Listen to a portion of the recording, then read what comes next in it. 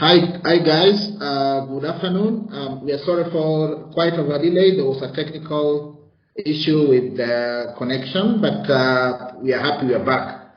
Great. We are going to go ahead. Welcome to all these people I'm seeing online who have managed to attend. Make sure you utilize what we're having as the Q&A section to ask your question, as well as all right. Great.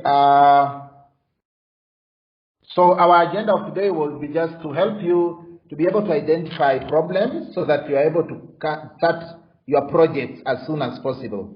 So in project, as you will be doing your project, definitely you look at how do we start how do we come up with a problem, and how do we define the problem, and probably once you define a problem, how do you generate the solutions or recommendation around it.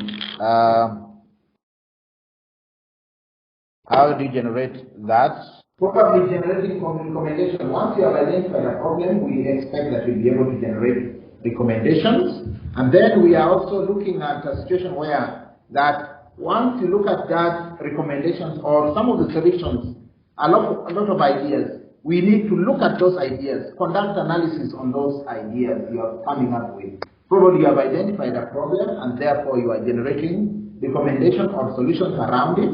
Now think about looking at, analyzing, asking questions about those particular things, especially the solutions that you've come up with. Correct. George says it's okay from Nyamira. Great. Now, the last thing you should be able to do is to come up with that one solution, because the solutions cannot be as many as you think they are. So you just come up with a solution. That is what you need to do. The solution, as I've said, find the solution to your problem. I think let us go straight. Remember, problem. When you talk about a problem, defining a problem it's about what do you want to really solve. Your project, don't jump into the project straight away. Think about that particular thing that you really wish to solve. And that thing can be, that is what we're talking about. And then state it. That problem you want to solve, can you be able to state it?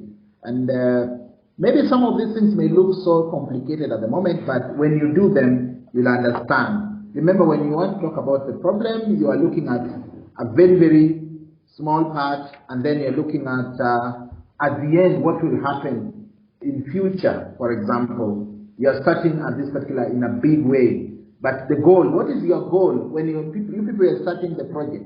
One question we'll ask you, especially during the judging of those items you're working on, is what is your goal? Because we know that when you're starting a project, a problem tells you where you're starting. When you're you're really talking about the problem, think about where are you starting, and at the end of the day, what is the success of your project? What are you really coming up with as a solution? These are some of the things I want you to look as we continue the discussion. You may not understand it now, but we will keep on taking you through and through. So whatever thing we are calling like problem statement, then it definitely needs to outline goals. What are your goals? What are you especially thinking? What do you want to sort out? At the end of the day, what is it? For instance, you have identified that there's a problem in the society, in the community. Maybe girls are being attacked, or students are being attacked on their way back home in the evening. What can you do about it? What is actually the problem? And what can you be able to think about? What are some of the solutions that you want to look around? So that is like a problem. So you look at the goal, that then at the end of our problem, we want to see a reduction in the number of young people being attacked, or students being attacked, or incidents of security should be reduced, if not eliminated. That is your goal.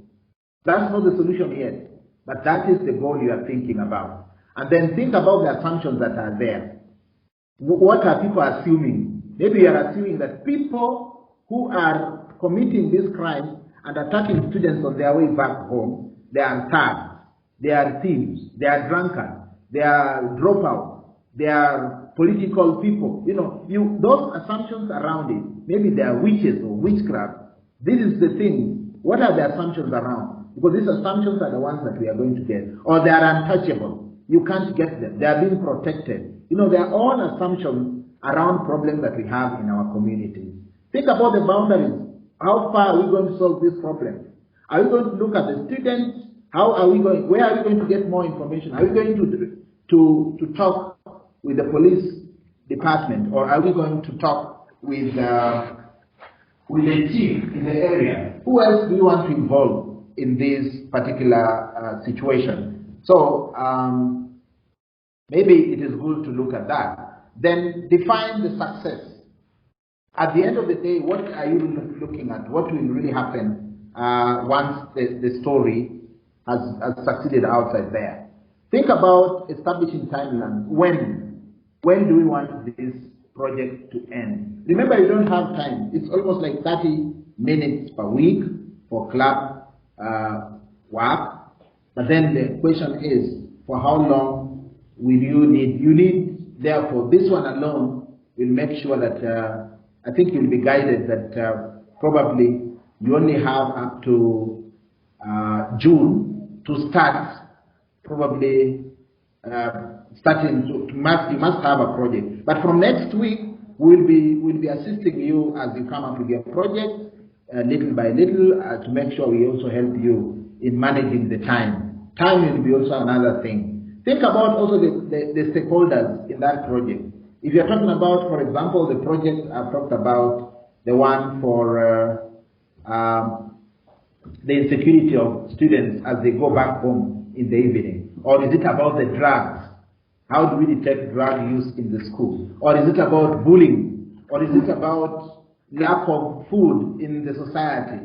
While there are other people who have abundance of food, how do you connect those people who have food and those who don't have food? Or maybe there's a lot of food being thrown away in the kitchen. You have identified that as a problem, yet people in the community are sleeping without food. So these are your stakeholders. Maybe the kitchen staff is the stakeholder.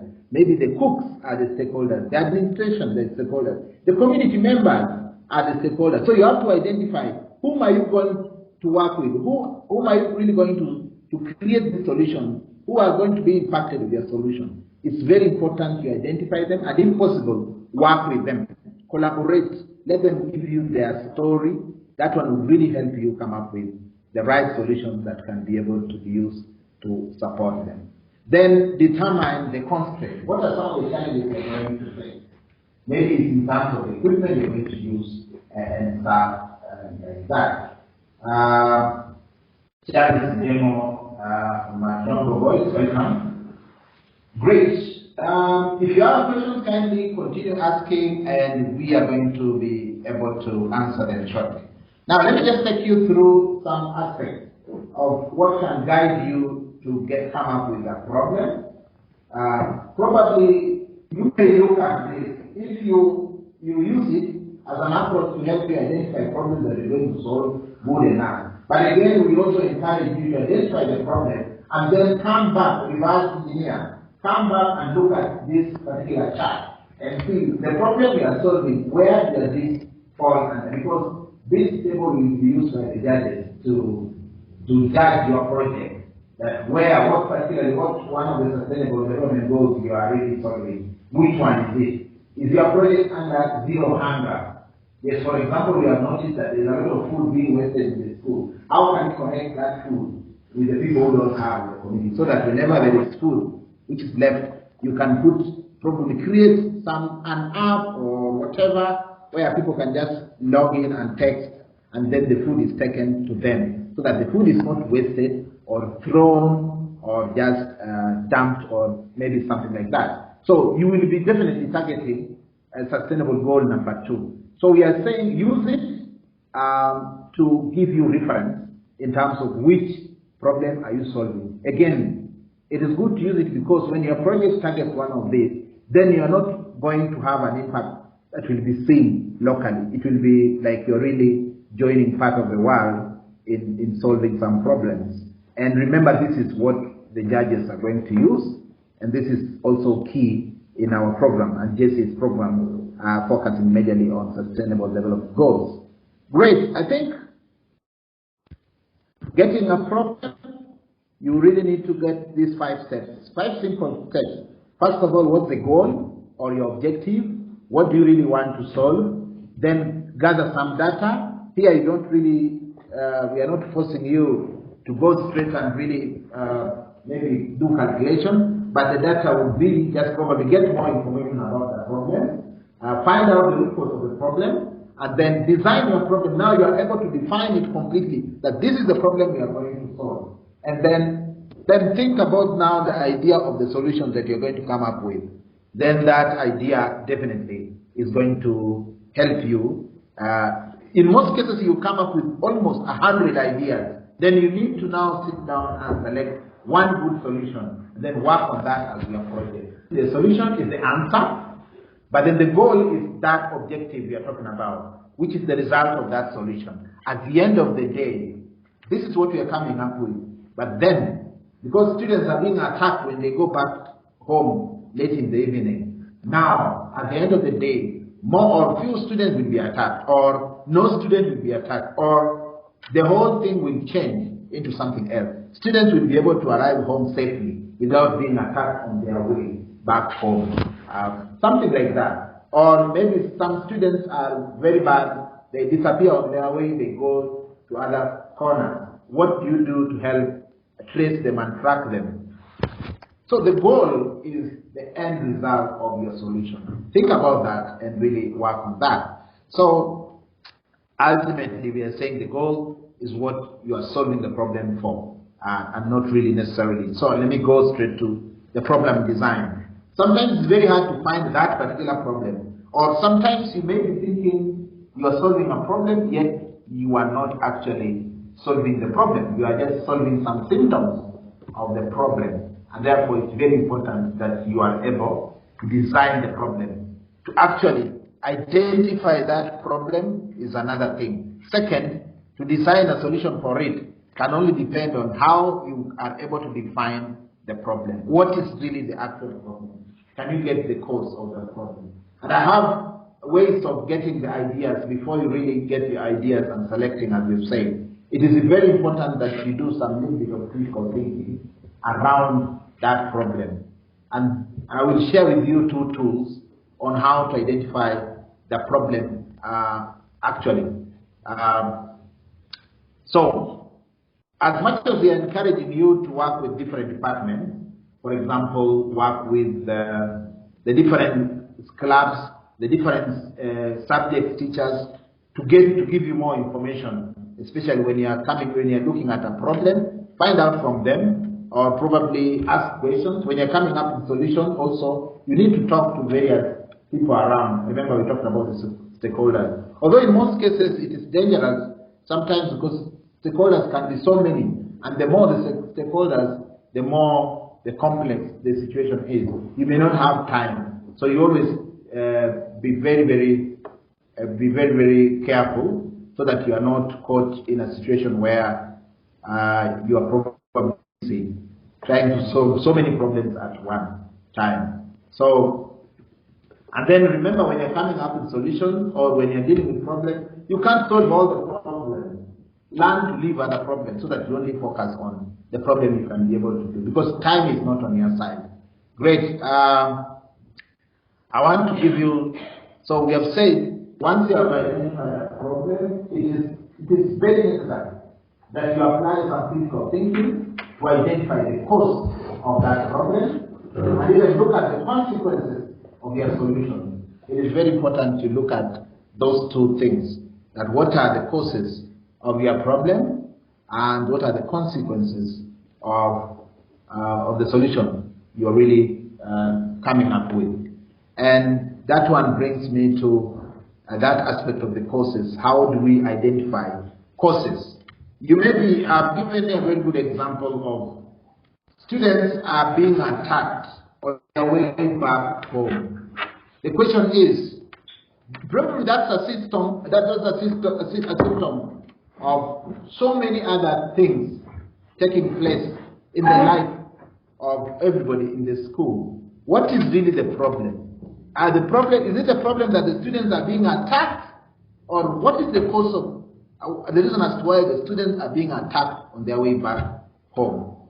Could it be? So you may be thinking you're solving the problem, yet you have not yet checked at the causes. Can you make sure you get to the root cause? And this is how we usually get the root cause. If we employ a style called 5 whys.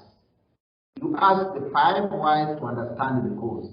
For example, I've given you a very good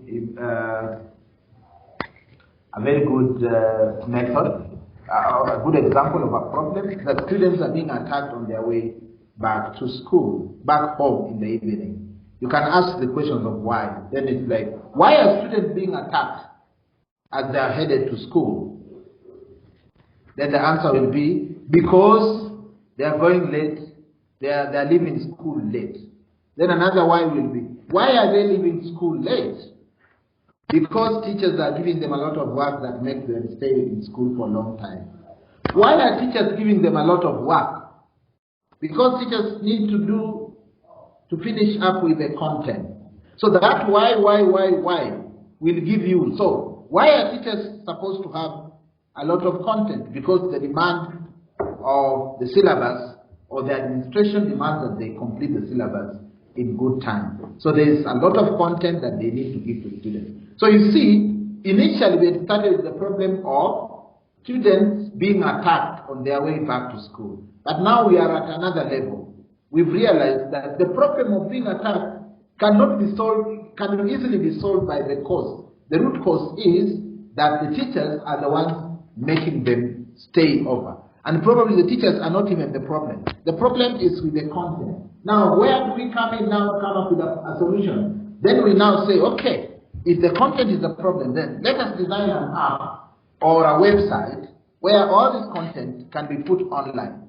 Be it new exercises. We just take all content and put them online on behalf of the teachers, so that students are able to access a lot of content, so that the teachers' work is just to discuss after the students have already done something. And then you come up probably with a flipped way of doing things. Maybe you just flip the classroom so that students are given all the work and the content in good time. You have just created maybe an app or a mobile application or a website and put all the content there so that students are able to access it. And therefore the teachers will not have to give a lot of work.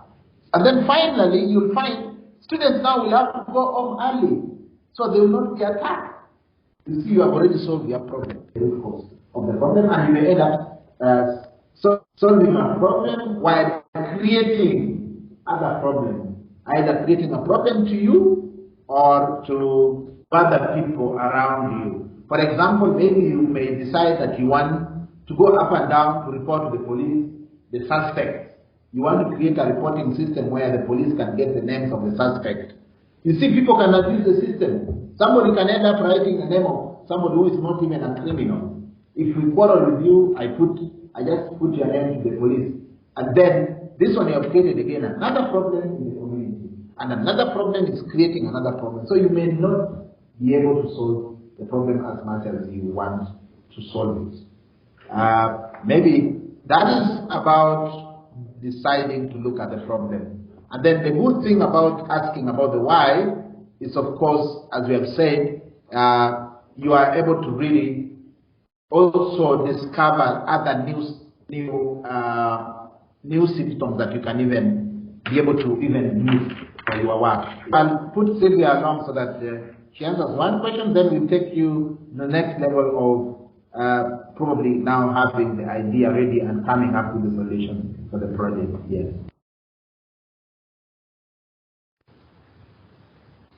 Hello, I'm Sylvia from iEARN. So someone was asking, once I have identified a problem, is it a must I use Scratch or is it open? It is open as long as you've identified your problem and you've also designed a way that you want to solve that problem. For example, if you want to come up with a website to be able to solve that problem, it is not a must to use Scratch. You can use maybe HTML and CSS. For example, when you're coding the Arduinos or your project involves a robot, and you have another language that you can use, or another programming platform you can use or you're comfortable using, please feel free to use it to be able to solve your problem. So it is not a must to stick to Scratch only. Then someone else was asking if they can be able to create a game. Yes, Judy from Seleto Masai Girls. Judy Seleto from Masai Girls, Narok. Can one make a game using coding? Yes, you can create a game you can code a game, you create a game, as long as that game is really solving a problem, or it's really doing something, it's really solving a problem. What is the game really going to do? Just to add on that, yes, a game solving a problem, you may be asking, how can a game solve a problem? A game can even really highlight a problem. For example, if you create a game of, for example, a girl who wants to go to the university, so the girl becomes the main character, and then along the way there are so many hurdles. Probably there is early pregnancy, there is peer influence, there is probably issues to do with personal health, poverty, parental influence, and probably government policies. There are many things that come along the line, the challenges of a girl who wants to get to the university. So if you create a game where a main character is a girl, and there are so many obstacles along the line, and you ensure it's a story. Remember, all games are stories. They are either putting something in you. So as the girls or the players are able to go through the game, either they're asking themselves, am I helping a girl to reach somewhere, or am I helping myself? Am I really managing? So the more they are winning, the more they are really getting they're really getting the information about how to support a girl child to be able to reach, or a boy child to be able to get to their dream. Because even boys also have their own issues. Maybe what are some of the challenges facing boys? Why are boys not being successful? Probably you're putting all that. Maybe in the game, the boy is trying to run away from so many challenges. Probably from problems of the societal attitude that a boy is stronger than the girl. Probably they are being neglected by society. All these are problems that can be communicated comfortably inside a game. And by the end of the time, you're solving a problem. Yes, even a game can solve a problem. They usually, all the games we play, they all depict some sort of a problem. I think maybe that is good. I just go on briefly, then we come back to the question. I think it is important we address most of your questions. So we are saying again, and I want you to look at it, that it is very important that you really get the root cause. In all those examples you have given, especially on creating a game, you must be actually looking at what exactly are we really solving. Because if you open up your problem to be so huge, so broad, definitely you are asking for trouble. Because time you will not have that time. Maybe the resources will not be there. You'll be looking for resources that maybe the school cannot afford, or probably the school does not have it, or probably there is nothing around in your space that you can be able. Yes, somebody is asking. Yes, keep typing your questions here so that we are able to answer them. But remember, the first thing you need to do, identify the problem. Then come up with a solution to the problem. So you must make sure you are having the same problem. Remember, thinking backwards is very important when you are discovering the problems. And then thinking forward is also very important because you are also looking at the consequences of the problem. And then thinking again at the root cause is very important because you are also going to be able to get a particular specific thing that you are going to work on. Thank you, Yvonne Nyambura from Masai Girls. Right. Now, in brief, what is the big problem? And then what are the small issues around that problem that can be solved? I think we're just confirming about how to identify the problem. But remember, be encouraged, because we know they say the path of 1,000 miles begins with one step. Just start from somewhere. As you're starting from somewhere, it is important that you think forward and then think backward about the consequences and get the root cause. It's very important that you get the root cause. And thinking forward, it's one thing again. One other tool I want to share with you called the 7 so whats. So the 7 so what tool is a tool that helps in thinking. It's a critical thinking tool used to look at the consequences of the action that you're going to do. For instance, if you come up with an app that's going to help all the content, hold all the content of the school, so what? What will happen? Why? What could that one do? Then you'll be saying that now students and teachers will be able to access the content without necessarily having them probably on the exercise or manually. Then like, so what if they access the content and not have them manually? And then you answer like, therefore the teachers will have easy time teaching, while the student will not spend a lot of time in school. So what if the students don't spend a lot of time in school? If they don't spend a lot of time in school, it means they'll just go back home earlier than the normal time when they are being released. So what if they go home earlier than what will that one do?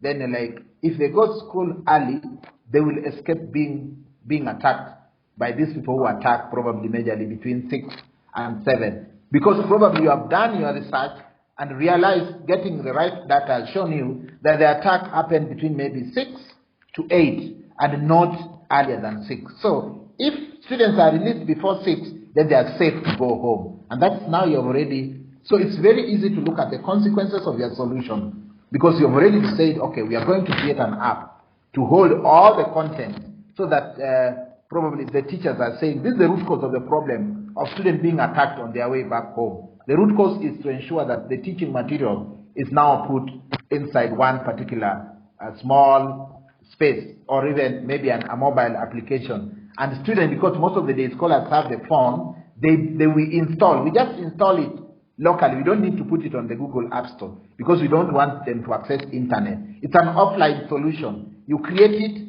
as a mobile app, you put it inside the phone, and students go with it home, and they start, they just start revising and revising and revising. So we are asking, so what if the content is put on a mobile phone? Like, students will not have to be in school, and the teachers will have easy time so that they will only be revising, and students will have all the content by themselves. So what if they have the content by themselves? It means they will have to leave early because it's the content that has been delaying them. So what? So you keep asking those so what until you really arrive at the consequence of your solution. And that one is very important, because that's when you know that you are really, really solving the problem and you're not just guessing.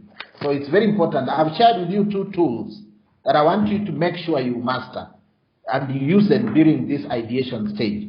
The why, the 5 whys, and the 7 so what question. The 5 whys you apply to the problem you are looking at, and the 7 so what you apply it to the solutions that you have already designed, or you have settled on the project you want to do, that this is the project you want to do. So ask the so what question and the why question, and you'll be able to get yourself at home. I think maybe those are the most important things, and of course I'm just repeating. Define the problem, generate recommendation.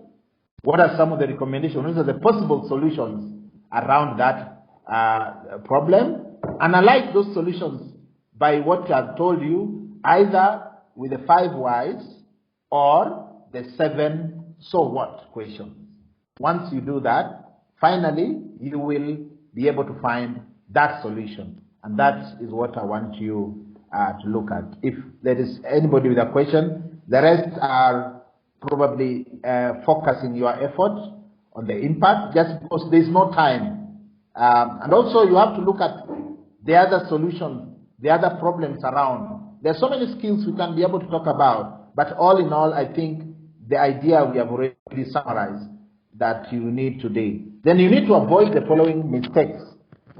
As you are coming up with your solutions or developing your project from the scratch, kindly avoid the following mistakes. Mistake number 1, jumping to answers too quickly.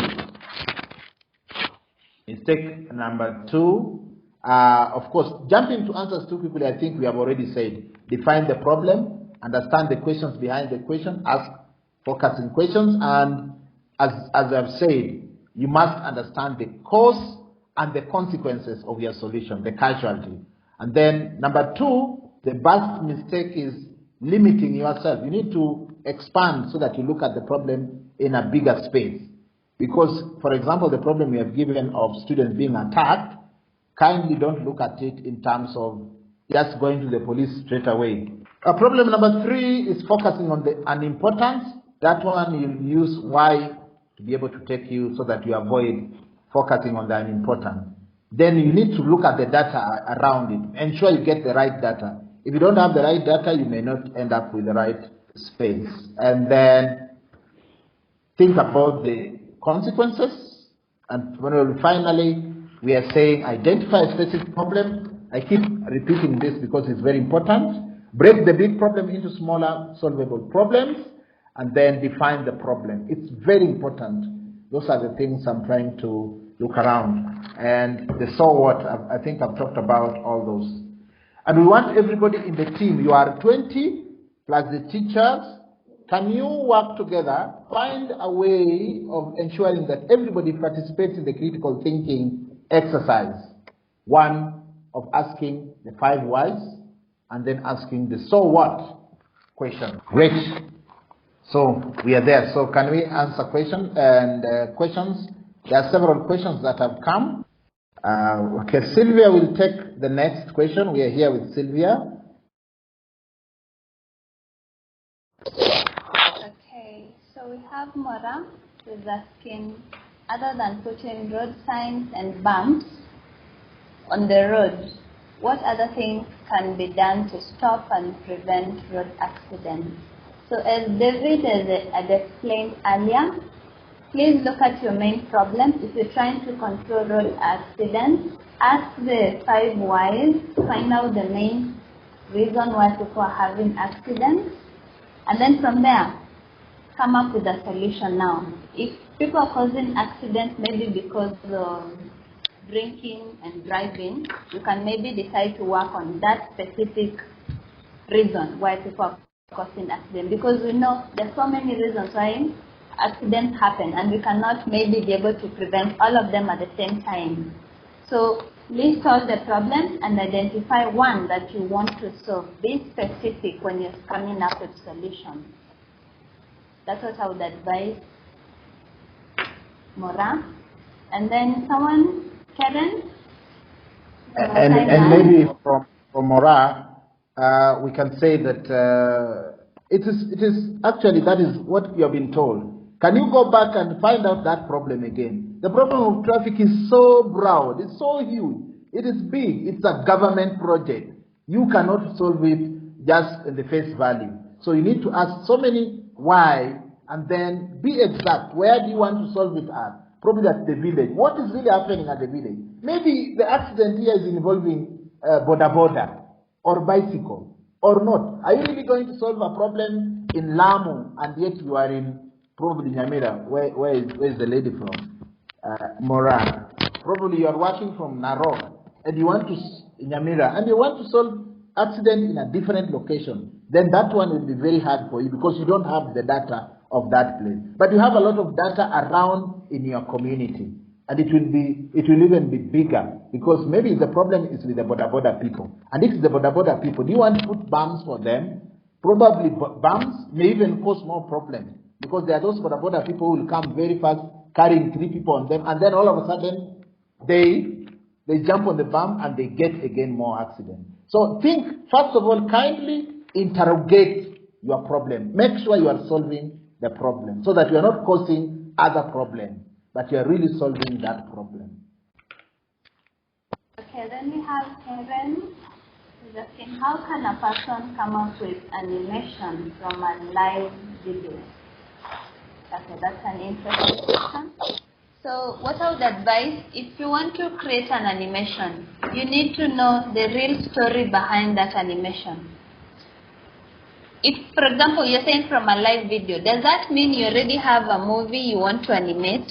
You need to answer some of those questions. And then if you have a movie that you want to animate, you need to get the whole storyline of that movie so that you're able to create your characters for your animation and be able to come up with your animation.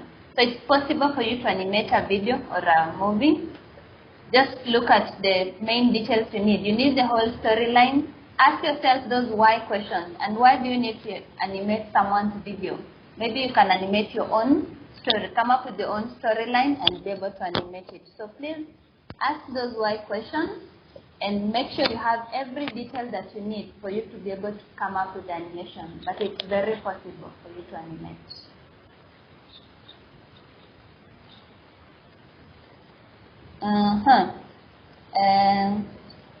Ombui was asking, what do I need to make a remote that controls electricity?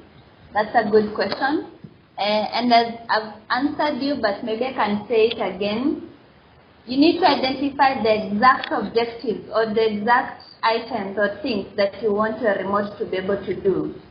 If you want it to just switch on and off, you need to be sure that you only need it to do that. So that once you've identified all the objectives of your switch, or of your remote, what you want exactly your remote to be able to control, list all of them down, then maybe you can share with us the abstract so that you're able to know the specific things you want your remote to do so that you can advise on them.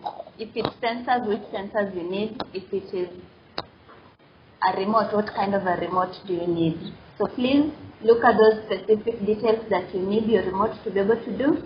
Share with us, and then we can advise more on what specific items you need in your remote. Okay, and probably, I think, of course, we are talking about sharing, and remember, it's the problem. What do you want to do with the electricity?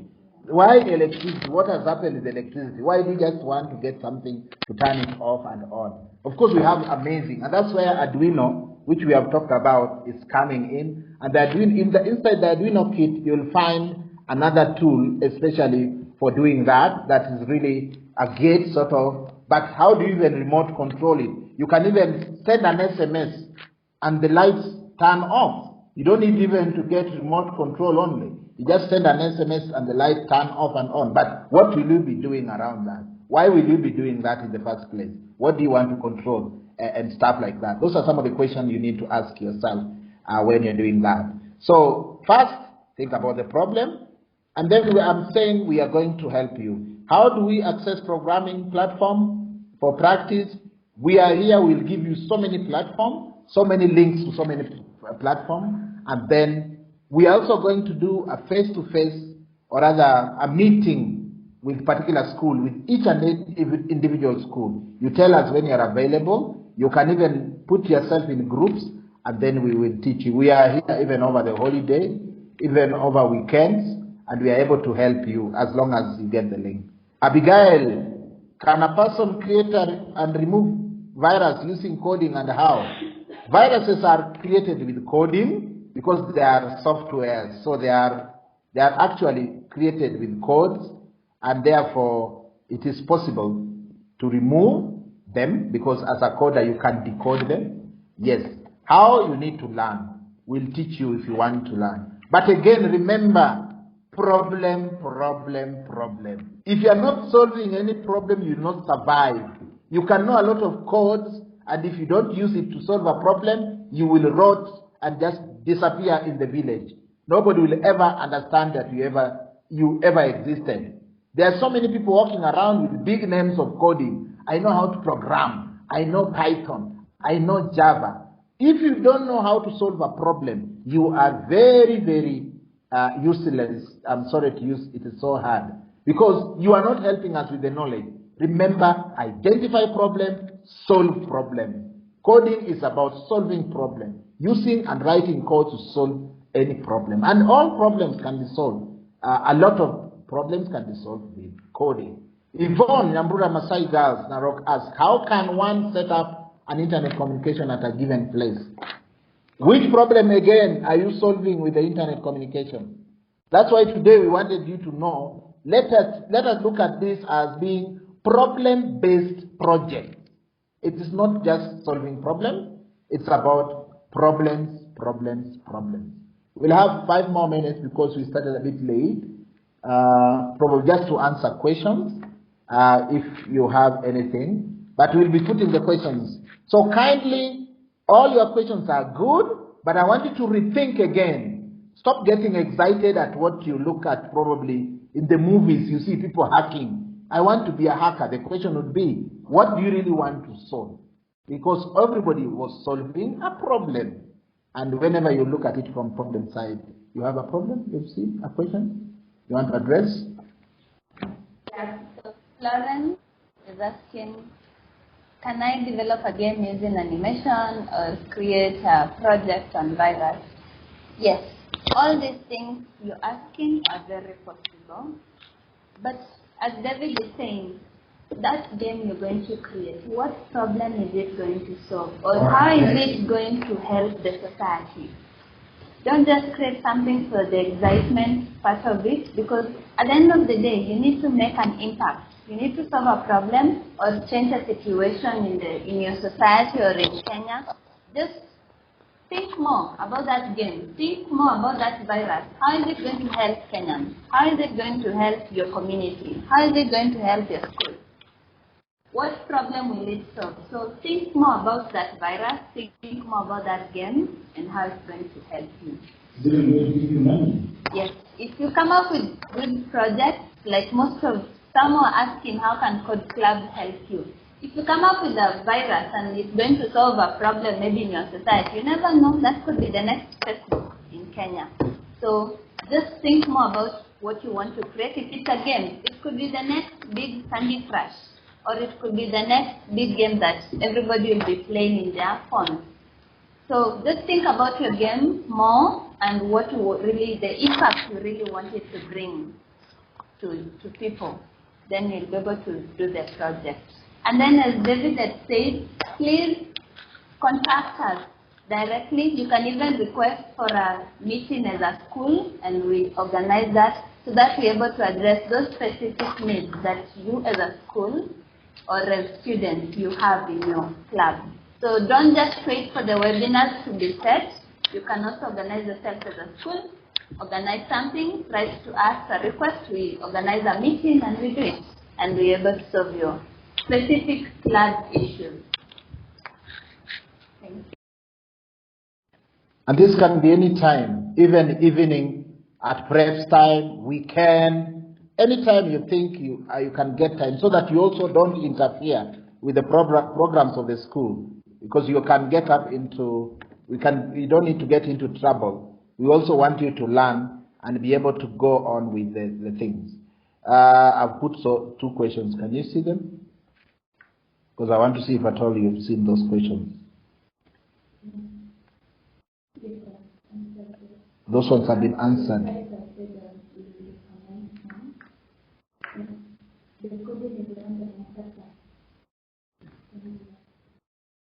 Then probably, is that question, has it been answered?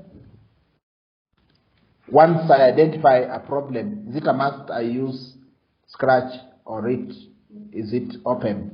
We said it is very open, but because ours is problem based, we want to see you doing it. I think most of the questions have been asked, and we are soon winding up unless there's any other issue. The others are challenges because you have to think a lot in a logical way, using the what if and the questions that David is posing.